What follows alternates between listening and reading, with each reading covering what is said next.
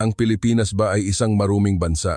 Isang araw, nalaman ng isang grupo ng mga mag-aaral mula sa isang kilalang elite na girls' school sa London na ang destinasyon para sa kanilang international exchange ay ang Pilipinas. Gayunpaman, ang umalingaw-ngaw sa silid-aralan ay hindi hiyaw ng kagalakan, kundi isang malakas na pagtutol. Nagpahayag ng matinding pag-aalala ang mga mag-aaral. Nabalitaan daw nilang napakarumi na ng Pilipinas at baka magkasakit pa sila. Sa likod ng alalahanin na ito ay ang impluwensiya ng tunay na karanasan ng isa sa kanilang kaklase. Ang grupo ng high school na babae na napilitang magtungo sa Pilipinas ay nakatuklas ng isang nakakagulat na tanawin sa isang pampublikong banyo sa Bonifacio Global City. Ano ba talaga ang nangyari? At anong pangyayari ang naganap sa BGC? Inaanyayahan namin kayong subaybayan ang kuwentong ito. Ang elite girls' school sa London na nagngangalang St. Cecilia's Academy for Girls.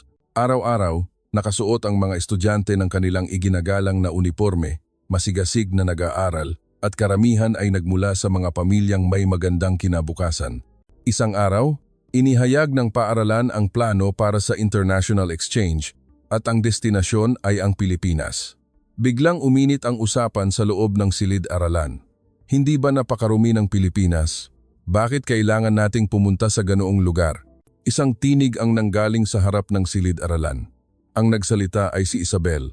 Isa siyang estudyanteng may natatanging grado at mataas ang pagtingin sa sarili. At siya ang sentro ng atensyon ng lahat ng estudyante sa paaralan. Kaagad namang nagpakita ng pagtutol ang iba pang estudyante sa paligid niya. Paano kung magkasakit kami? Maayos ba ang kalinisan doon? Bakit kailangan pa sa Asia? Sana man lang, pumili sila ng bansa sa Europa. Sunod-sunod na umalingaw-ngaw ang mga pagtutol. Ang dahilan kung bakit matindi ang pagtutol ng mga estudyante ay dahil ibinahagi sa kanila ni Emily, isa nilang kaklase, ang kanyang tunay na karanasan noong tumira siya sa ibang bansa. Kinailangan ni Emily na tumira sa China sa loob ng 2 taon noong bata pa siya dahil sa trabaho ng kanyang ama na isang diplomat. Ang mga alaala niya noong panahong iyon ay hindi maganda. Ang buhay na inilarawan ni Emily sa China ay tinawag niyang isang walang tigil na cultural clash. Una, sa pampublikong bus, ang mga estranghero na matatanda ay aagawin ng kanyang upuan at hindi siya bibigyan ng puwesto kahit bata siya. Kahit berde ang traffic light, hindi titigil ang mga sasakyan. Kaya sa tuwing tatawid siya ng kalsada, pakiramdam niya ay nasa panganib ang kanyang buhay. Bukod pa rito, ikinuwento niya na sa kalye, may mga laway at plema na itinatapon kung saan-saan at hanggang ngayon, nakakakilabot pa rin maalala ang mga bakas ng plema na nagkalat sa kalsada. Ang mas nakakagulat pa ay ang mababang antas ng moralidad sa publiko. Minsan, nakita niya ang isang pamilya na kumakain sa isang restaurant na direktang nagtatapon ng pagkain sa sahig at ang mga bata ay nakatayo sa mesa habang nakasuot ng sapatos. Ang mga magulang ay hindi lamang hindi pinagsabihan ang mga bata, kundi tumawa pa at kumuha ng litrato. Ang pangyayaring ito ay nagpatahimik sa buong klase. Nakakabaliw talaga, pero tila normal lang iyon sa bansang iyon, sabi ni Emily, na may mukhang nagpapakita ng takot. Ang karanasang iyon ay nagkaroon ng matinding epekto sa mga estudyante ng St. Cecilia's Academy. Marami sa mga estudyante ang naghinuha na kung ganoon ang China, malamang ay magkatulad din ang Pilipinas. Sa huli, ang Asia ay Asia, iisa lang ang kultura nila. Ang sabi nila, si Isabel ang nanguna sa direktang pakikipag-usap sa guro. Kailangan ba talagang sa Pilipinas? Hindi ba pwedeng palitan ng mas malinis at mas ligtas na bansa tulad ng Italia o Espanya? Ipinasa niya ang kanilang kahilingan. Ngunit, naisaayos na ng paaralan ang lahat ng detalye ng plano at hindi na ito maaaring baguhin. Ang 7-day joint project sa isang high school sa Pilipinas, kasama ang planong manatili sa isang host family, ay opisyal nang naaprubahan. Marahang nagbigay ng payo ang guro, huwag muna kayong magtatangi. Subukan ninyong pumunta at maranasan ang lugar. Ngunit, nagpakita ng pagkadismaya at nagbulungan sina Isabel at ang kanyang mga kaibigan, sayang lang ang oras. Kumalat ang pagtutol sa Pilipinas sa buong klase. Wala na talagang magagawa. Hindi ko alam kung kakayanin namin ang isang linggo. Masisira lang ang mga damit namin sa ganoong karuming lugar. Sa gitna ng mga bulungan na ito, papalapit na ang araw ng pag-alis. Isang araw bago ang pag-alis, nagdaos ang paaralan ng orientation. Gamit ang mga slide, Ipinaliwanag ng detalyado ng guro ang kultura ng kalinisan ng Pilipinas, ang paaralan na kanilang bibisitahin at ang host families. Sinabihan nila ang mga estudyante na may interpreter na tutulong sa kanila kung may problema sa wika at napakaganda ng sistema ng medisina. Kung may mangyari, maaari silang humingi ng tulong. Ang detalyadong paghahanda na ito ay ipinarating sa mga estudyante. Gayunpaman, taliwas sa pagsisikap ng guro, hindi nabawasan ang pag-aalala ng mga estudyante bagkus ay lalo pang lumakas. Ang sinasabi nilang malinis ang Pilipinas ay pang-ibabaw lang. Siguradong nagpapanggap lang sila para sa mga turista, malamig na sabi ni Isabel. Sabay-sabay na sumang-ayon ang mga kaibigan niya. Sa huli, ang Asya ay Asya, hindi pwedeng gumamit ng kaparehong pamantayan ng Europa at Amerika. Lalo na nang idinagdag ni Emily. Sa Tsina, nakita ko na ang basahan sa mesa at ang basahan sa sahig ay iisa. Ginagamit pa nila iyon para punasan ang mesa. Napakadiri talaga. Agad na nagkagulo ang klase. Mula noon, tila mas lalong nag-ugat ang prejudice laban sa Pilipinas. Lahat sila ay kumbinsido na ayaw kong pumunta sa ganoong bansa sa Asya. Pagkatapos ng klase, bago ang araw ng pag-alis, nagtipon sina Isabel at ang kanyang mga kaibigan sa isang upuan sa field ng paaralan para sa huling pagpupulong. Kung alam lang namin, sana nag-summer camp na lang kami sa France at tumingin ng mga art museum. Mas maganda pa iyon kaysa sa Pilipinas, sabi ni Eleanor. Mahigpit namang sumang-ayon ang ibang miyembro. Hindi ko maiisip na isuot ang unipormeng ito sa ganoong maalinsangan na kapaligiran. Siguradong maraming insekto. Nakakainis talaga. Sa ganitong sitwasyon, ang tanging hindi nagbigay ng opinion ay si Emily. Hindi pa siya nakakapunta sa Pilipinas, pero sa tingin niya, magkapareho lang ito dahil malapit sa Tsina. Walang emosyon ang kanyang mukha. Marahil dahil sa kanyang tunay na karanasan, hindi na siya nagbigay pa ng maraming salita. Pagkatapos, dumating na ang araw ng pag-alis. Kapansin-pansin ang mga estudyanteng bumuntong hininga sa boarding gate. Gayunpaman, pagdating nila, naramdaman nila kaagad ang pagiging estranghero. Paglapag nila sa Ninoy Aquino International Airport, ang tanawin sa kanilang harapan ay lubusang iba sa kanilang imahinasyon. Ang sahig ay kumikinang, tila bagong kintab na marmol. Ang hangin sa loob ng paliparan ay kakaibang malinis, walang anumang amoy. Ang mga sign at anunsiyo sa mga pasilyo ay maayos na nakalagay. Lahat ng empleyado ay tila efficient at magalang. Sa tuwing nagkakasalubong sila, bahagya silang yumuyuko. Sa baggage claim area, walang nag-uunahan. Lahat ay tahimik na naghihintay. Naguluhan si Isabel. Hindi ko inaasahan, medyo maayos pala, sabi niya. Ngunit, agad siyang umiling at sinabi sa sarili, ang airport ang mukha ng bansa. Siguradong nilinis lang yan para sa mga turista. Pagdating sa bayan, makikita namin ang totoo. Pagkasabi niya yon, tumango ang mga kaibigan niya na hindi pa rin kumbinsido. Oo, huwag tayong maging kampante. Kinabukasan, binigyan sina Isabel at ang kanyang mga kaibigan ng free time upang libutin ang Bonifacio Global City sa Maynila bilang bahagi ng exchange program. Sa umaga ng kanilang pangalawang araw, pumasok ang mga estudyante ng St. Cecilia's Academy sa mga kalye ng BGC. Sa araw na iyon, kalahating araw ang inilaan para sa free activity bilang pag-aayos ng exchange school. Naghati ang mga estudyante sa grupo na may 5,006 na tao at nilibot ang kalye. Kumuha ng group photo ang grupo ni Isabel sa isang viewpoint ng intersection na tanaw ang buong kalye at pagkatapos ay nagtungo sila para mag-shopping at mag-sightseeing. Kahit nagulat sila sa dami ng tao, tahimik silang naglalakad. Sa tuwing magkakalapit sila, yumuyuko sila at nagpapakita ng paggalang sa isa't isa. Ang tanawing ito ay nagulat kina Isabel at sa kanyang mga kaibigan. Napakaraming tao, pero hindi magulo, bulong ni Eleanor. Sanay siya sa kaguluhan at ingay na naririnig sa shopping center sa gitna ng London, kaya kakaiba sa kanya ang kapayapaan sa Pilipinas. Bukod pa rito, ang nakakatingin sa mga estudyante ay ang kakaibang kalinisan ng tabi ng daan. Walang basura sa sidewalk at walang nakitang walang laman na lata o upos ng sigarilyo sa mga flower bed. Naglalakad si Isabel habang nakakunot ang noo. Bakit napakalinis? Siguradong may naglilinis dito palagi. Sa sandaling iyon, itinuro ni Emily at sinabing, tingnan mo, hindi naman marami ang basurahan, pero hindi marumi ang kalye. Totoo, napansin nila na napakakaunti ng basurahan kumpara sa mga kalye sa England.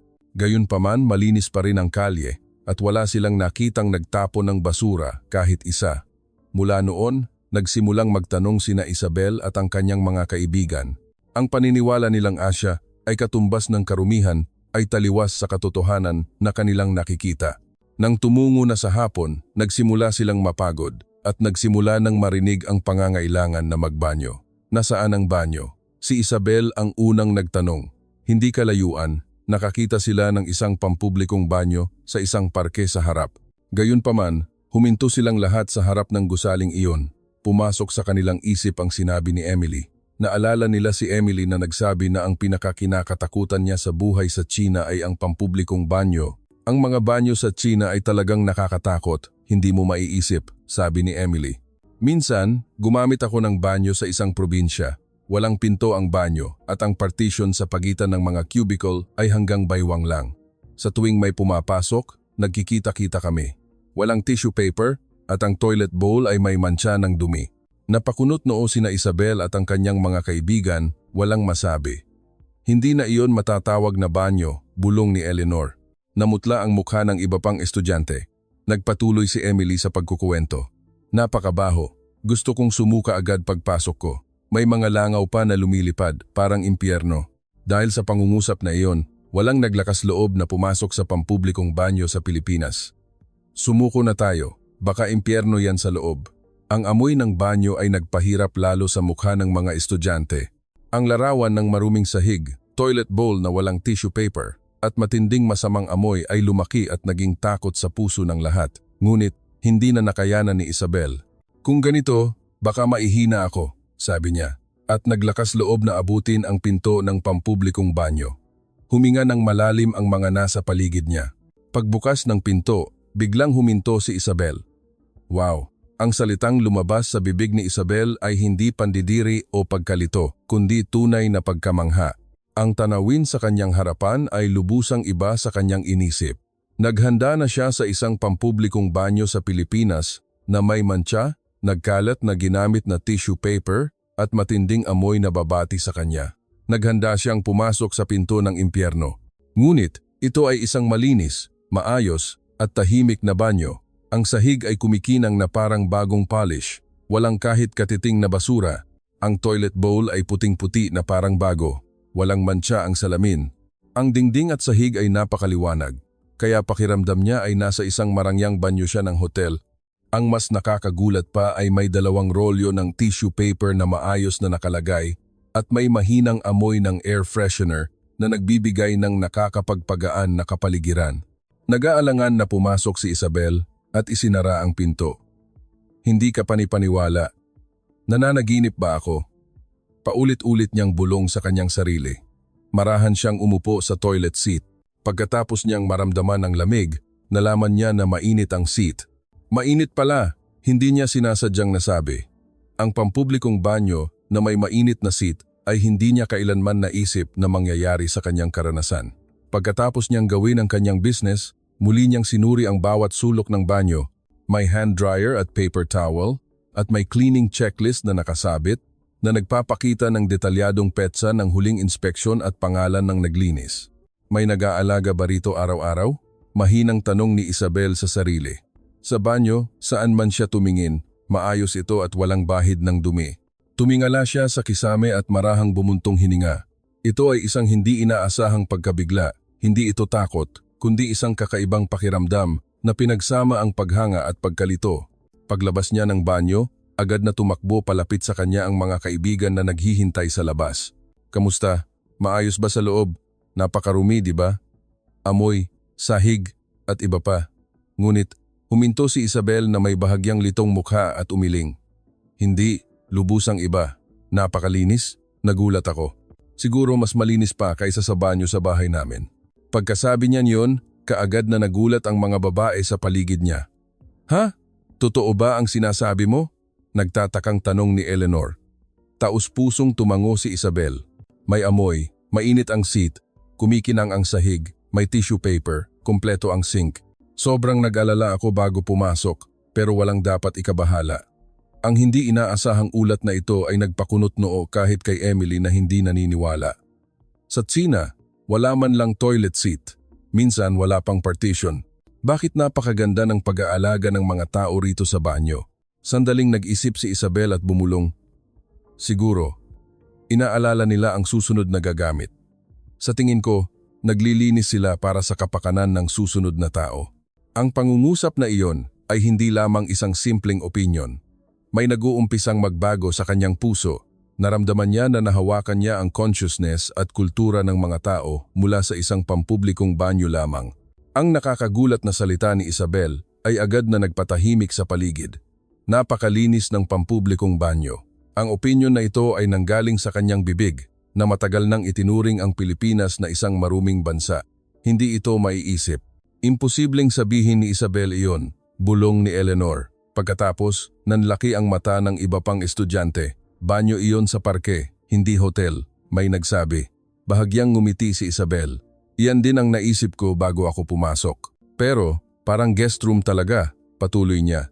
Kumikinang ang sahig, puno ang tissue paper, mainit ang seat din. Hindi ka pani-paniwala, di ba? May amoy pa. Pagkarinig niyon, sumingit si Emily. Ang banyo sa tsina, malayo sa imahinasyon. Naging kulay kape ang toilet bowl at minsan, wala pang pinto. Halos imposibleng may tissue paper. Kailangan kong magdala palagi. Sa totoo lang, stress ang pagpunta sa banyo. Pagkarinig ng salitang ito, napakunot noo ang iba pang estudyante at tumingin kay Emily na may pakikiramay. Paano mo nakayanan ang 2 taon? Ngunit, habang nakikinig sila sa kanilang pag-uusap, lalo lang napatunayan na ang impresyon ni Isabel ay hindi lamang isang pagkasabik, kundi isang kultura. Baka ang Pilipinas at Tsina ay lubusang magkaibang bansa, mahinang sabi ni Lydia na bihira magsalita. Pagkarinig niyon, mahinang tumango si Isabel. Ganoon din ang naisip ko noong nasa airport ako. Pero naisip ko noon na para lang yon sa image. Pero kahit sa banyo, napakadetalyado pa rin. Sa tingin ko, baka totoo. Sandaling natahimik ang lahat. Isang kakaibang katahimikan ang bumalot sa kanila sa gitna ng kaguluhan ng BGC. Lahat ay may iniisip, ang prejudice, ang preconceived notion, at ang tatak na hindi nila sinasadyang idinikit na asya, walang kalinisan ay nagsisimula ng matanggal. Kung ganoon, susubukan ko ring tingnan, si Eleanor ang unang nagsalita. Dahil sinabi ni Isabel na napakalinis, gusto kong makita ng sarili kong mata. Tumayo siya. Sumunod ang iba pang estudyante. Sasama ako. Tutal, nandito na tayo. Pagkatapos ng ilang minuto, pagbalik ng lahat mula sa banyo, pare-pareho ang kanilang mukha. Nagulat, naguluhan, pero may kaunting paghanga at sinseridad na itama ang kanilang pagkakaintindi. Malinis talaga. Kahit hindi ka pani-paniwala, ito ang katotohanan. Ang mga tinig na iyon ay narinig. Bahagyang ngumiti si Emily na may kalungkutan at sinabing, kung wala akong karanasan sa Tsina, baka hindi ko rin naisip na magkatulad ang Pilipinas. Pagkarinig niyon, sumagot si Isabel. Hindi natin masisisi dahil walang sino man ang mag-iisip na ganito ang Pilipinas. Gayunpaman, ang kanyang mga salita ay nagtataglay ng isang malalim na responsibilidad. Ang pananaw niya sa Pilipinas ay nagsimula ng magbago ng malinaw. Habang naglalakad ulit, nagsimula siyang tumingin ng natural sa bawat sulok ng kalye. Ang mga taong nakaupo sa upuan sa harap ng istasyon ay maayos na may hawak na walang laman na lata. Ang mga empleyado ng coffee shop ay maingat na pinupunasan ang mga walang laman na mesa. Ang mga tanawing ito ay nagpahanga sa lahat. Biglang huminto si Isabel at tiningnan ang kanyang refleksyon sa malaking salaming gusali. Siya, na nakasuot ng uniforme ng St. Cecilia's Academy, ay nakatayo sa malinis na kalye ng Pilipinas. Ito ay isang lubusang kakaibang katotohanan mula sa impresyon niya noong ilang araw pa lang ang nakalipas. Ang Pilipinas, baka hindi pala ito maruming bansa. Ang pangungusap na iyon ay hindi lamang nakaukit sa kanyang puso, kundi tiyak na nakaukit din sa puso ng kanyang mga kaibigan. Ang maliit na pagtuklas sa BGC ay magbabago sa kahulugan ng biyaheng ito. Sa pangyayari sa pampublikong banyo sa BGC bilang simula, ang mga hindi nakikita ay nagsimulang maging malinaw sa mata ni na Isabel at ng kanyang mga kaibigan. Sa simpleng paglalakad sa kalye, nagpakita ang kalinisan ng kalsada, ang pag-aalaga sa maliliit na detalye tulad ng labas ng mga gusali, ang pagpuputol ng mga puno sa tabi ng daan, at ang mga babala sa pasukan ng convenience store, lahat ay nagbigay ng pakiramdam ng pag-aalaga. Nang hapong iyon, nagdesisyon ang mga estudyante na umalis sa itinakdang ruta at nagtungo sa mga maliliit na eskinita at mga residential area ng BGC. Kung hindi tourist spot, baka makita natin ang tunay na mukha ng Pilipinas, sabi ni Emily.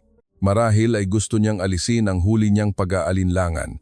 Gayunpaman, pagpasok pa lang nila sa residential area, hindi na patunayan ang kanilang pag-aalinlangan, kundi mas lalo pa silang nagulat. Halos walang basura sa kalye. Sa harap ng bawat bahay, may flower pot o maliliit na puno na maayos na nakalagay. Lahat ng pinto ay malinis na nawalis. Ang mga matatandang naglalakad ng aso ay bahagyang yumuyuko para bumati kapag nagkakasalubong sila. Ang mga batang elementary ay masiglang bumabati ng, "Kumusta?" Ang mga tanawing ito ay nagpahinto sa mga estudyante. Ang bansang ito ay napaka-organisado, bulong ni Luisa, na kadalasang tahimik.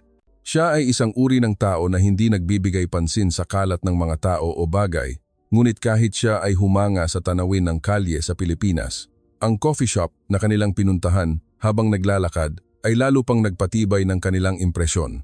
Sa loob ng store, kahit hindi ito malaki, lahat ng mesa ay malinis na pinunasan. Ang mga ginamit na gamit ay agad na inililigpit. Masigla silang tinanggap ng mga empleyado at mayroon ding menu na nakasulat sa Ingles. Kinuha ni Isabel ang baso ng iced coffee na in-order niya at nakita niya na maging ang ilalim ng baso ay tuyo. Ang pakiramdam ng kalinisan sa paghawak, nagbigay pansin sila kahit sa maliliit na detalye, bulong niya. Pagkatapos niyon, bumalik ang mga estudyante sa area ng BGC para bumili ng tiket ng tren at sumakay sa tren. Pag-apak pa lang nila sa platform, muli silang nagulat. Walang kahit katiting na basura sa sahig. Ang mga taong sumusunod sa queue para sumakay sa tren ay tahimik na naghihintay.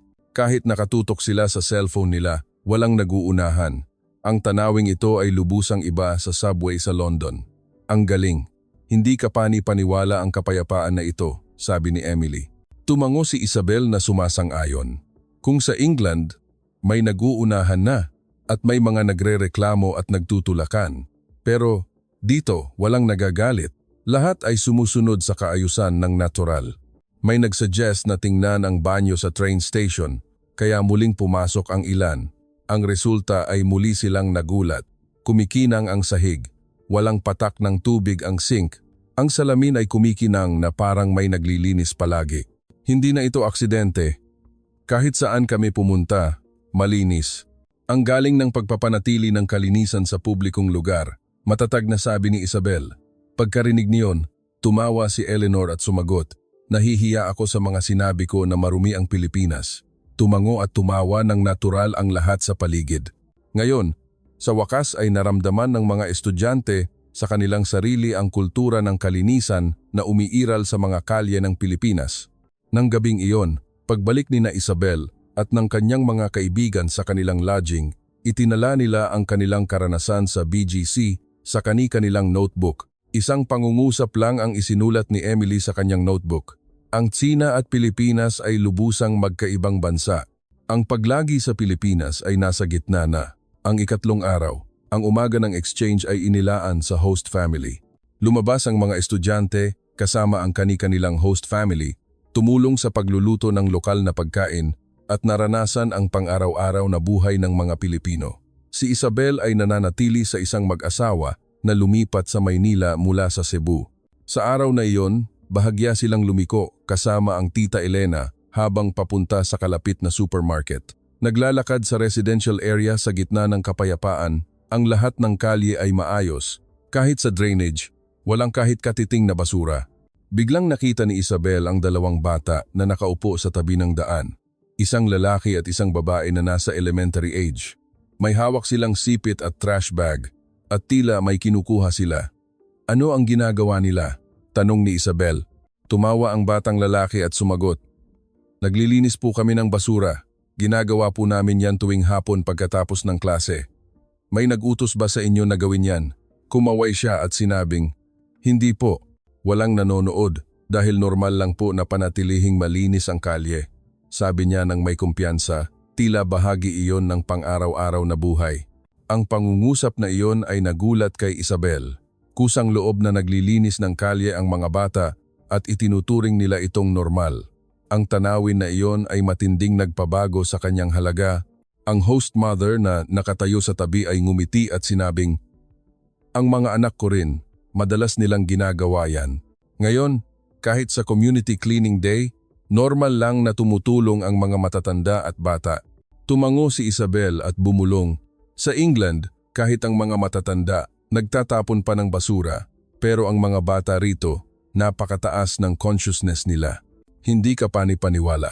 Pagkarinig niyon, tahimik na ngumiti ang host mother at ipinaliwanag sa Pilipinas. Napakalakas ng consciousness na panatilihing malinis ang pampublikong lugar kahit hindi iyon sa kanila. Kaya lahat ay nagmamasid. Sa sandaling iyon, naalala ni Isabel ang nakita niya ilang araw pa lang ang nakalipas noong naglalakad sila sa kalye ng BGC. Isang babaeng Pilipino ang tahimik na kinuha ang isang piraso ng papel sa tabi ng daan at inilagay sa kanyang bag. Noong una, inakala niya itong kakaiba, pero ngayon, naintindihan niya kung gaano kanatural na nakaugat ang ganoong pag-uugali sa kultura. Habang pauwi, naramdaman ni Isabel, "Gusto ko ring tumulong, tulad ng mga batang iyon." Ganon ba kalaki ang maling pagkakaintindi ko sa bansang ito na kusang loob na kumikilos ng walang naguutos? Ang Pilipinas ay hindi lang malinis, baka malinis din ang puso, bulong ni Isabel. Ang host mother na nasa tabi niya ay nagpakita ng kaunting pagtataka at marahang sumagot, "Masaya ako na ganyan ang tingin mo." Ang maliit na pagkikita na ito ay marahang nagtanggal ng buhol sa puso ni Isabel at lubusang nagpabago sa kanyang pananaw. Sa gabi ng ika-5 araw ng paglagi, sumali ang mga estudyante sa isang maliit na exchange party na inorganisa kasama ang mga Filipino high school students at host families. Ito ay isang buffet party na may pangunahing Filipino dishes. Sa mesa, may mga makukulay na pagkain tulad ng adobo, sinigang, lechon at halo-halo. Si Isabel at ang kanyang mga kaibigan na noong una ay naguguluhan kung ano ang mga ito ay gumagamit na ngayon ng chopsticks ng matatas. Natuklasan nila na ang Filipino food ay hindi lamang maganda tingnan, kundi masarap din. Sa kalagitnaan ng party, walang sinasadyang tahimik na tinulungan ni Isabel ang host mother sa pagliligpit ng mga plato. Sa tahimik na sandaling iyon, tinanong ni Isabel ang tanong na matagal na niyang iniisip, "Bakit po napakalinis ng Pilipinas?" Hindi nagulat ang host mother at ngumiti. "Siguro, dahil mas iniisip namin ang susunod na gagamit kaysa sa sarili namin," sabi niya. Ang pangungusap na iyon ay nagpahinto kay Isabel. Hindi ito paglilinis para sa sarili, kundi pagliligpit para sa taong gagamit pagkatapos. Ang ganitong konsepto ay napakabago sa kanya. Ito ay isang uri ng kabaitan na hindi niya nakikita sa kanyang kultura. Ibig sabihin po ba, kultura po iyan ng paggalang? Nagtataka niyang tanong. Tumango ang host mother at sinabing, "Opo, sa elementary school, tinuturuan kaming linisin ito ng mas malinis kaysa sa nakita namin. Kahit hindi namin ang nagkalat, kahit hindi namin ang may kasalanan, kung makita namin, tahimik naming kukunin. Normal lang yan. Hindi na kailangang maghintay sa iba, gawin mo na lang sa sarili mo. Mas magiging komportable ka kung gagawin mo yan." Ang mga salitang iyon ay lubusang nakatanim sa puso ni Isabel. Ang kalinisan ng Pilipinas ay hindi lamang tungkol sa management o kagamitan, kundi nagmula sa puso ng mga tao. Lubos siyang nagsisi na inakala niyang marumi ang Pilipinas. Pagkatapos, nalaman niya na ang definisyon ng kalinisan sa kanyang puso ay nagbago nang hindi niya namamalayan. Hindi lang ito pag-iwas sa dumi, kundi pagpapanatili ng kalinisan para sa iba. Iyan ang hindi nakikitang kabaitan at ang tahimik na chain of trust na binuo ng lipunan. Nagsimulang maramdaman ni Isabel ang lakas ng bansang ito, na marahil ay nagmula sa pagkakabuo ng mga hindi kapansin-pansing birtud na ito. Nang gabing iyon, habang nakahiga siya sa kama, naisip niya, "Pagbalik ko sa England, susubukan ko ring isipin ang susunod na tao." Ang Pilipinas ay nagbigay ng isang mahalagang inspirasyon tungkol sa kung paano dapat mamuhay ang isang tao. Ang masayang 7 araw na paglagi ay dumating sa huling araw. Ang Maynila sa umaga ng huling araw ay medyo tahimik. Sa bus na patungo sa Ninoy Aquino International Airport, ang kapaligiran ay iba sa kanilang pagdating. Lahat ay nakatingin sa labas ng bintana habang nag-iisip. Isa si Isabel sa kanila. Tinali niya ang kanyang buhok at ipinatong ang kanyang kamay sa baba, nakatingin sa mga tanawin na dumadaan sa labas ng bintana. Minsan, kapag nakikita niya ang mga Pilipino sa traffic light intersection, nagsimula siyang maramdaman ng isa pang hindi nakikitang patakaran. Lahat ay pumipila, lahat ay tahimik, at may paggalang sa isa't isa. Ang kalinisan ng bansang ito ay hindi lamang sa kagandahan ng mga kalye, kundi sumasalamin din sa pamumuhay ng mga tao. Ngayon, malinaw na niyang naintindihan. Ang Pilipinas ay talagang isang kamangha-manghang bansa, bulong ni Isabel. Tumawa ng mahina si Emily na nakaupo sa tabi niya. Paumanhin dahil itinuring kong pareho ang Asya. Lubusang iba ang Pilipinas. Talagang nagulat ako. Ang iba pang estudyante sa bus ay masiglang nag-uusap tungkol sa kanilang karanasan sa host family, ang paglalakad sa BGC, at ang Filipino food. Sa susunod, gusto kong isama ang pamilya ko. Gusto kong bumalik sa coffee shop na iyon, gusto kong matuto ng kaunting Tagalog. Lahat sila ay nag-uusap ng mga positibong salita na hindi nila maiisip bago ang pag-alis. Pagdating sa airport, ang naghihintay sa kanila ay ang pamamaalam mula sa mga guro at mga Filipino host family na naghatid sa kanila. Maraming estudyante ang naiyak, yumuko ng malalim, at sinabing, "Maraming salamat po." Sinusubukang iparating ang kanilang pasasalamat sa Tagalog. Yumuko rin ng malalim si Isabel sa host mother at sinabing, "Marami akong natutunan ngayong linggo. Noong una, mali ang pagkakaintindi ko sa Pilipinas, pero ngayon, nakita ko ng sarili kong mata at naramdaman ng aking puso. Mahal ko talaga ang Pilipinas." Bahagyang namula ang mata ng host mother, ngumiti, at sinabing, "Sana bumalik ka ulit sa Pilipinas balang araw." Hinawakan niya ang kamay ni Isabel. Ang init na iyon ang pinakamagandang sagot upang tapusin ang biyaheng ito. Bago sumakay sa eroplano, nagkaroon ng huling commemorative photo sa boarding gate. Sina Isabel at ang kanyang mga kaibigan na nakasuot ng kanilang uniforme ay ngumiti at nag-post ng victory sign sa kamera. Ang magulong kapaligiran bago ang pag-alis na nagsasabing, "Ang Pilipinas ay marumi, ayaw kong pumunta ay lubusang naglaho." Pagkatapos umangat ng eroplano, marahang lumayo ang tanawin ng Maynila. Tahimik na kumaway si Isabel sa bintana ng eroplano. Paumanhin dahil sinabi kong marumi ang Pilipinas. Ang Pilipinas ay hindi lang malinis, kundi isang bansang may magandang puso. Habang iniisip niya iyon sa kanyang puso, hindi na siya ang dating Isabel na may prejudice laban sa Pilipinas, kundi lubusang nagbago na siya bilang isang bagong tao.